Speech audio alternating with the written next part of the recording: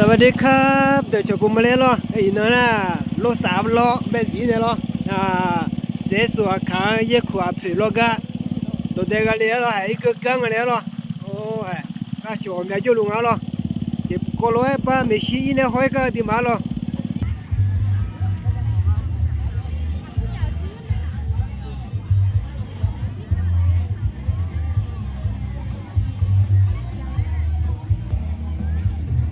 นั่นน่ะเดี๋ยวข้าจะเนี่ยจะมาเลยเหรอเนี่ยข้าเรามี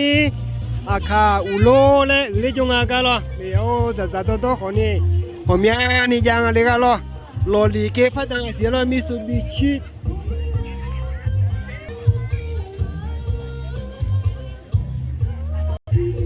อะไรอย่างนี้เดี๋ยวเราก็จะเดี๋ยวข้าอุโลข้าเราอุโลแล้วคุณงานเนี่ยที่มันน่าเหรอ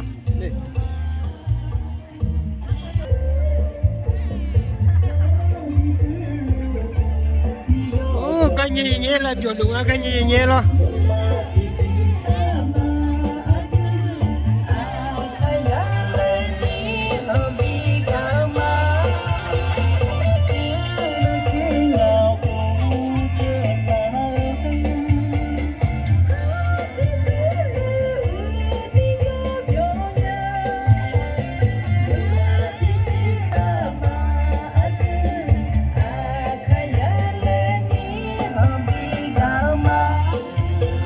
เรามีเดี๋ยวบ้าเขาจะลงแล้ว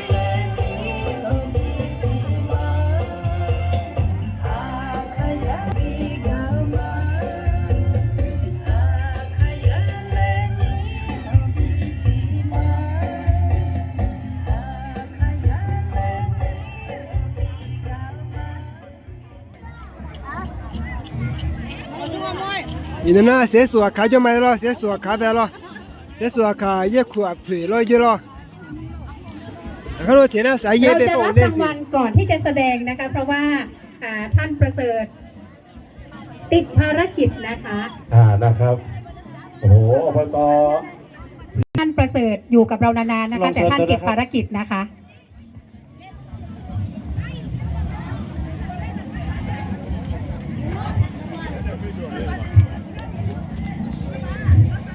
นะครับวันนี้ถือว่าติดหลายๆกิจกรรมติดรายงานเลยนะครับสื่อมวลชนนะครับสามารถถ่ายภาพได้เลยนะครับเก็บภาพนะคะเก็บภาพสวยๆงามๆนะคะเก็บไว้เป็นที่ระลึกนะคะ1 ปี 1 ครั้งนะคะใช่นะครับไม่ได้มีบ่อยนะครับปีละครั้งเท่านั้นนะครับไม่มีบ่อยค่ะวันนี้ต้องขอกราบขอบคุณนะคะสำหรับผู้สนับสนุนนะคะองค์การบริหารส่วนจังหวัดเชียงรายสนับสนุนงบประมาณในการจัดกิจกรรมครั้งนี้150,000 บาทค่ะใช่ครับเยอะมากๆเลยนะครับค่ะแล้วก็ยังมีองค์การบริหารส่วนตำบลสีคำนะคะสนับสนุนงบประมาณในการจัดงานครั้งนี้อีก50,000 บาทค่ะครับผมนะครับ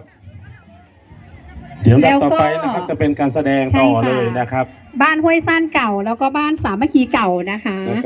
ต่อจากนั้นนะครับจะเป็นการแสดงของบ้านแม่หม้อนะครับและบ้านแสนใจพัฒนานะครับเตรียมความพร้อมเลยนะครับฟ้อนหรือรำนะครับได้เลยนะครับหรือเป็นกิจกรรมร่วมนะครับของทุกๆคนนะครับทุกๆงานนะครับกิจกรรมร่วมกันเองนะครับให้ทุกคนได้รู้และสัมผัสนะครับกิจกรรมร่วมกันเลยนะครับ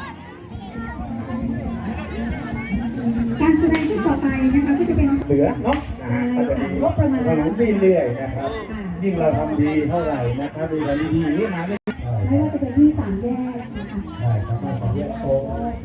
ส่วนพ่อเสียงพระพิราชนะครับใช่ไม่ได้ลืมนะคะวัฒนธรรมของชนเผ่าเราคุณน่ะขายยุ่งอะไรขายยุ่งอะไรขายยุ่งอะไรกันเหรอถ้าพร้อมแล้วขอเสียงปรบมือให้กับการแสดงบ้านห้วยซ่านเก่าด้วยครับ